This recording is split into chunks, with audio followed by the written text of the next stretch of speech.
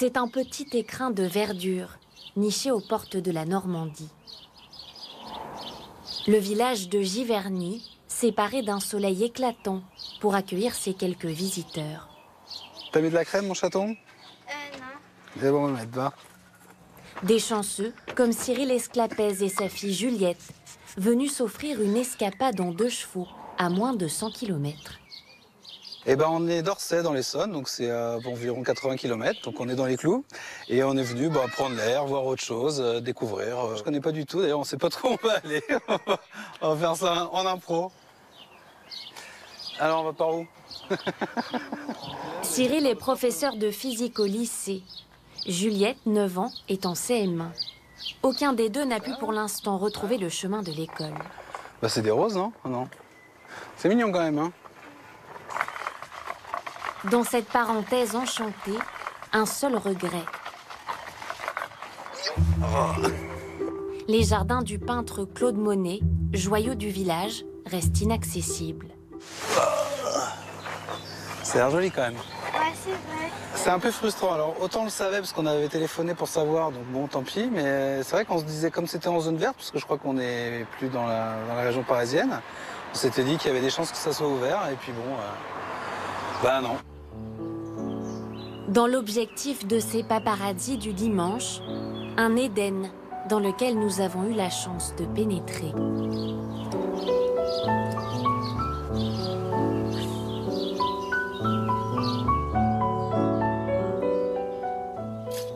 En voici le gardien. Jean-Marie Avizard est le chef jardinier de la Fondation Claude Monet. C'est la pleine période des iris. Ça dure pas très longtemps, mais c'est tellement beau. Puis Monet, c'était une de ses plantes fétiches aussi. D'habitude, à cette époque, c'est noir de monde. Et là, évidemment, cette année, c'est exceptionnel, on va dire. Vraiment. Le jardin est le 2e site le plus visité de Normandie, derrière le Mont Saint-Michel. À la belle saison, jusqu'à 4000 visiteurs déambulent chaque jour dans ces allées fleuries. On a plus de facilité à travailler, on profite du jardin, nous, donc c'est formidable. Mais d'un autre côté, c'est un peu frustrant parce que le public n'est pas là, on ne peut pas montrer ce qu'on a fait, alors que le but du jardin, c'est ça, quoi. Si cher à Monet, le jardin d'eau ne restera plus longtemps secret. La réouverture est prévue en juin, alors les 11 jardiniers s'affairent. Plus de groupes, réservations obligatoires et des entrées limitées. Pour admirer les nénuphars et le pont japonais qui les surplombe, il faudra suivre un circuit défini. Les gens qui vont avoir la chance de venir visiter vont pouvoir visiter dans des conditions optimales.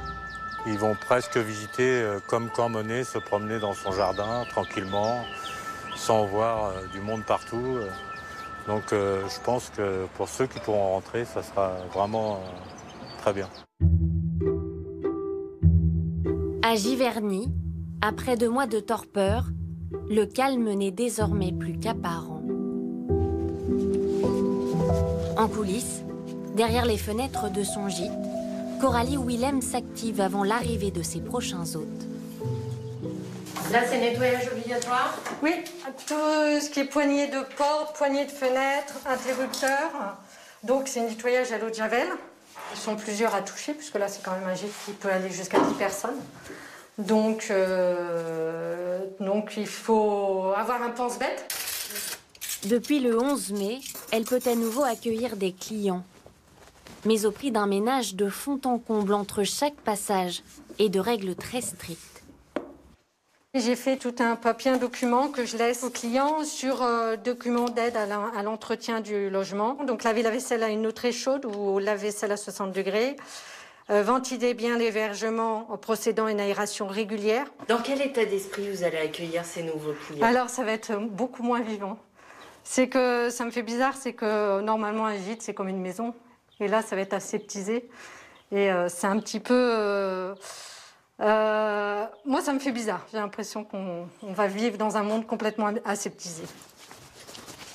Entre chaque réservation, Coralie s'impose de laisser ses 3 gîtes vides pendant 24 heures. Le virus bouleverse sa façon de travailler. Ma clientèle a complètement changé.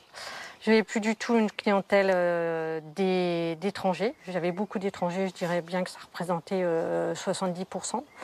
Maintenant, j'ai beaucoup de Parisiens qui viennent prendre l'air et qui viennent, après ces 2 mois de confinement, essayer de retrouver un petit peu de campagne.